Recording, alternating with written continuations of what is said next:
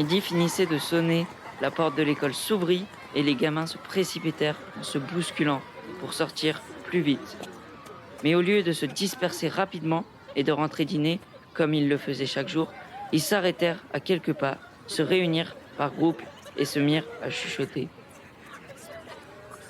C'est que, ce matin-là, Simon, le fils de la Blanchotte, était venu à la classe pour la première fois.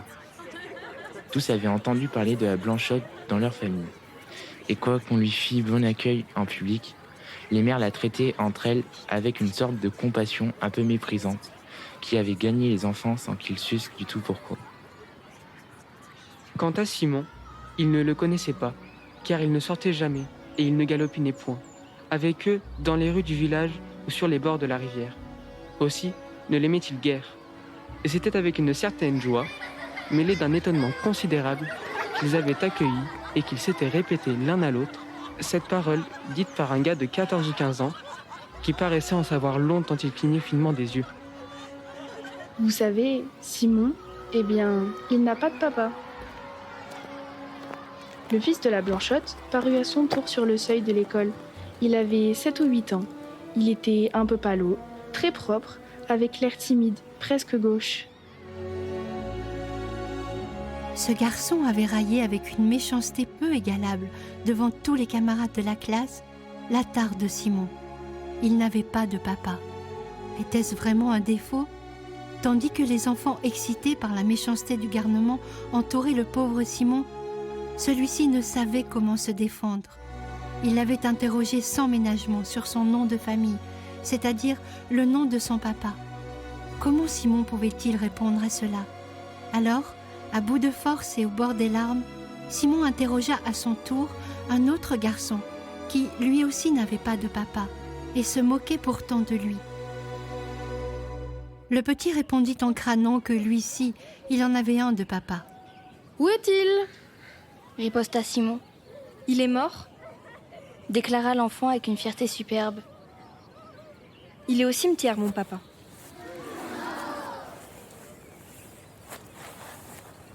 Un murmure d'approbation courut parmi les garnements. Comme si, ce fait d'avoir son père mort au cimetière, eût grandi leurs camarades pour écraser cet autre qui n'en avait point du tout. Et ces polissons, dont les pères étaient, pour la plupart, méchants, ivrognes, voleurs et durs à leurs femmes, se bousculaient en se serrant de plus en plus. Comme si eux, les légitimes, eussent voulu étouffer, dans une pression, celui qui était hors la loi. L'un, tout à coup, qui se trouvait contre Simon, lui tira la langue d'un air narquois et lui cria « Pas de papa, pas de papa !» Simon le saisit à deux mains aux cheveux et se mit à lui cribler les jambes de coups de pied, pendant qu'il lui mordait la joue cruellement. Il se fit une bousculade énorme. Les deux combattants furent séparés, et Simon se trouva frappé, déchiré, meurtri, roulé par terre, au milieu du cercle de galopins qui applaudissaient. Comme il se relevait, en nettoyant machinalement avec sa main sa petite blouse, toute sale de poussière, quelqu'un lui cria « Va le dire à ton papa ?» Alors il sentit dans son cœur un grand écroulement. Ils étaient plus forts que lui, ils l'avaient battu et il ne pouvait point leur répondre. Car il sentait bien que c'était vrai, qu'il n'avait pas de papa. Plein d'orgueil, il essaya pendant quelques secondes de lutter contre les larmes qui l'étranglaient. Il eut une suffocation, puis sans cri, il se mit à pleurer par un grand sanglot, qui le secouait précipitamment. Alors, une joie féroce éclata chez ses ennemis. Et naturellement, ainsi que les sauvages dans leur gaieté terrible, ils se prirent par la main et se mirent à danser en rond autour de lui, en répétant comme un refrain.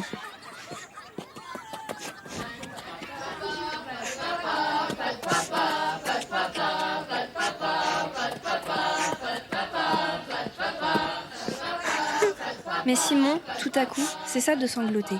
Une rage l'affola. Il y avait des pierres sous ses pieds. Il les ramassa et, de toutes ses forces, les lança contre ses bourreaux. 2 ou 3 furent atteints et se sauvèrent en criant.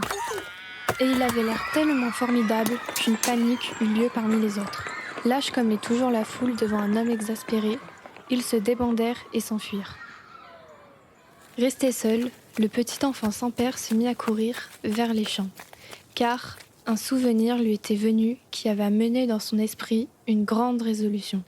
Il voulait se noyer dans la rivière. Il se rappelait en effet que, 8 jours auparavant, un pauvre diable qui mendiait sa vie s'était jeté dans l'eau parce qu'il n'avait plus d'argent. Simon était là lorsqu'on le repêchait, et le triste bonhomme qui lui semblait ordinairement lamentable, malpropre et laid, l'avait alors frappé par son air tranquille, avec ses joues pâles, sa longue barbe mouillée et ses yeux ouverts très calmes. On avait dit alentour, il est mort. Quelqu'un avait ajouté, il est bien heureux maintenant. Et Simon voulait aussi se noyer parce qu'il n'avait pas de père, comme ce misérable qui n'avait pas d'argent. Il arriva tout près de l'eau et la regarda couler. Quelques poissons folâtraient, rapides, dans le courant clair, et par moments faisaient un petit bond et happaient des mouches voltigeant à la surface. Il cessa de pleurer pour les voir, car leur manège l'intéressait beaucoup. Mais, parfois, comme dans les accalmies d'une tempête, passent tout à coup de grandes rafales de vent qui font craquer les arbres et se perdent à l'horizon. Cette pensée lui revenait avec une douleur aiguë. Je vais me noyer parce que je n'ai point de papa. Il faisait très chaud, très bon. Le doux soleil chauffait l'herbe. L'eau brillait comme un miroir. Et Simon avait des minutes de béatitude, de cet alanguissement qui suit les larmes, où il lui venait de grandes envies de s'endormir, là, sur l'herbe, dans la chaleur. Une petite grenouille verte sauta sous ses pieds. Il essaya de la prendre, elle lui échappa. Il la poursuivit et la manqua 3 fois de suite. Enfin, il la saisit par l'extrémité de ses pattes de derrière et il se mit à rire en voyant les efforts que faisait la bête pour s'échapper.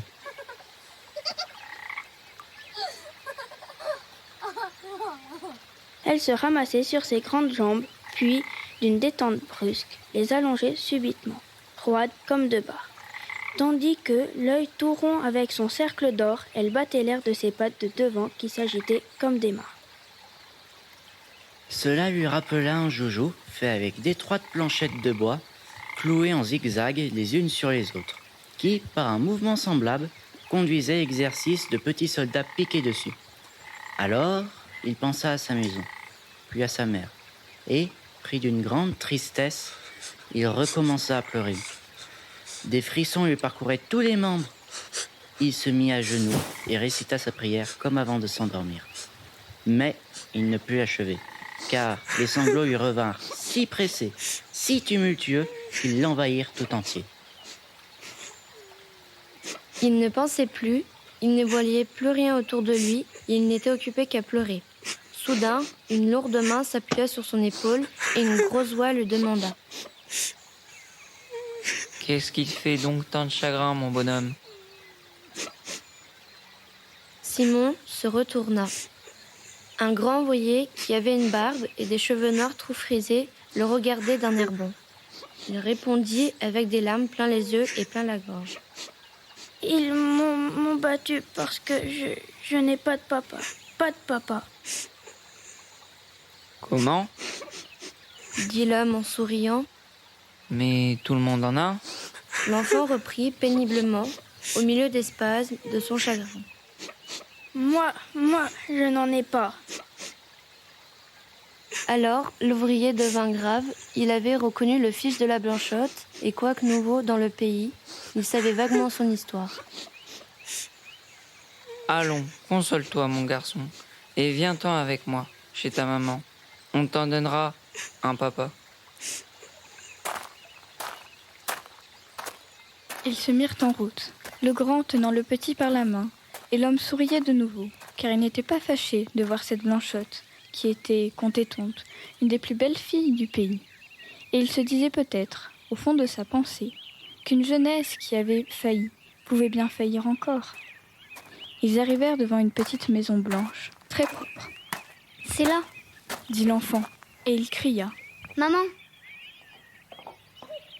Une femme se montra, et l'ouvrier cessa brusquement de sourire, car il comprit tout de suite qu'on ne badinait plus avec cette grande fille pâle qui restait sévère sur sa porte, comme pour défendre à un homme le seuil de cette maison où elle avait déjà été trahie par un autre. Intimidé et sa casquette à la main, il balbutia. Tenez, madame, je vous ramène votre petit garçon qui s'était perdu près de la rivière. Mais Simon sauta au cou de sa mère et lui dit en se remettant à pleurer. Non, maman, j'ai voulu me noyer parce que les autres m'ont battu. Parce que je n'ai pas de papa. Une rougeur cuisante couvrit les joues de la jeune femme et, meurtrie jusqu'au fond de sa chair, elle embrassa son enfant avec violence pendant que des larmes rapides lui coulaient sur la figure. L'homme ému restait là, ne sachant comment partir. Mais Simon, soudain, courut vers lui et lui dit « Voulez-vous être mon papa ?» Un grand silence se fit. La Blanchotte, muette et torturée de honte, s'appuyait contre le mur, les deux mains sur son cœur. L'enfant, voyant qu'on ne lui répondait point, reprit « Si vous ne voulez pas, je retournerai me noyer. » L'ouvrier prit la chose en plaisanterie et répondit en riant. « Mais oui, je veux bien. » « Comment est-ce que tu t'appelles ? Pour que je réponde aux autres quand ils voudront savoir ton nom. »« Philippe. » Simon se tut une seconde pour bien faire entrer ce nom-là dans sa tête. Puis il en tendit les bras, tout consolé, en disant « Eh bien, Philippe, tu es mon papa. » L'ouvrier, l'enlevant de terre, l'embrassa brusquement sur les deux joues. Puis il s'enfuit très vite, à grandes enjambées. Quand l'enfant entra dans l'école, le lendemain, un rire méchant l'accueillit. Et à la sortie, lorsque le gars voulut recommencer, Simon lui jeta ses mots à la tête, comme il aurait fait d'une pierre. « Il s'appelle Philippe, mon papa. » Des hurlements de joie jaillirent de tous les côtés. Philippe, quoi? Qu'est-ce que c'est ça, Philippe? Où l'as-tu pris, mon Philippe? Simon ne répondit rien et, inébranlable dans sa foi, il les défiait de l'œil, prêt à se laisser martyriser plutôt que de fuir devant eux. Le maître d'école le délivra et il retourna chez sa mère.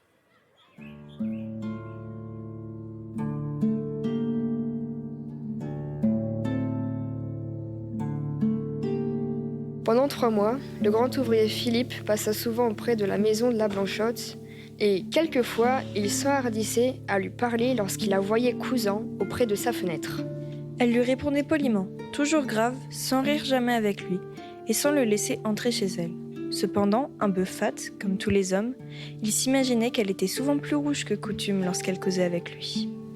Mais une réputation tombée est si pénible à refaire et demeure toujours si fragile que, malgré la réserve ombrageuse de la Blanchotte, on jasait déjà dans le pays. Quant à Simon, il aimait beaucoup son nouveau papa et se promenait avec lui presque tous les soirs.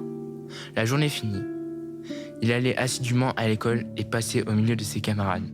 Fort, digne, sans leur répondre, jamais. Un jour, pourtant, le gars qui l'avait attaqué le premier lui dit « Tu as menti, tu n'as pas un papa qui s'appelle Philippe. » Pourquoi ça ? Demanda Simon très ému.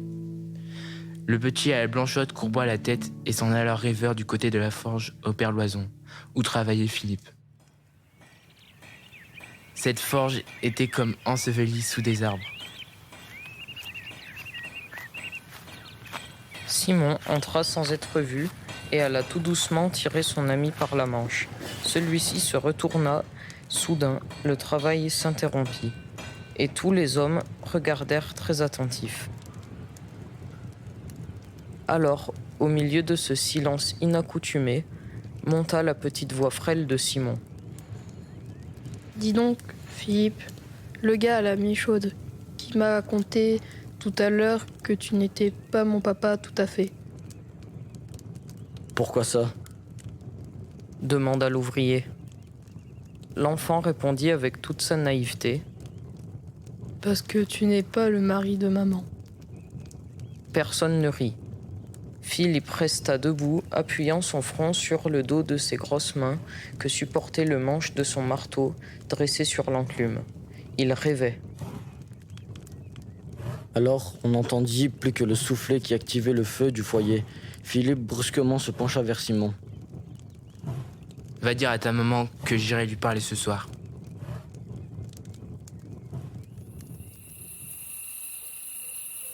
Le ciel était plein d'étoiles quand il vint frapper à la porte de la Blanchotte.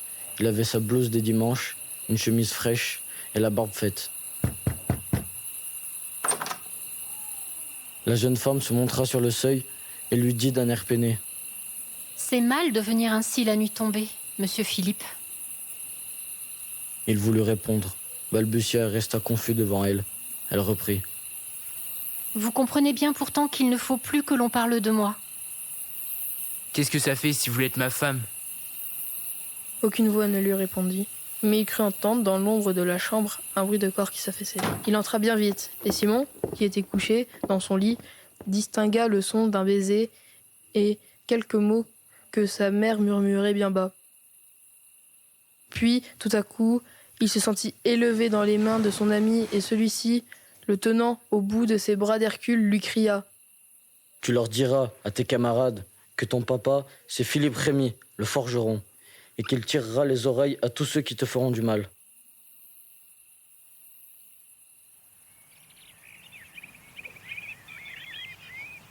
Le lendemain, comme l'école était pleine et que la classe allait commencer, le petit Simon se leva tout pâle et les lèvres tremblantes. Mon papa, c'est Philippe Rémy, le forgeron, et il a promis qu'il tirerait les oreilles à tous ceux qui me feraient du mal. Cette fois, personne ne rit plus, car on le connaissait bien, ce Philippe Rémy, le forgeron. Et c'était un papa, celui-là, dont tout le monde eût été fier.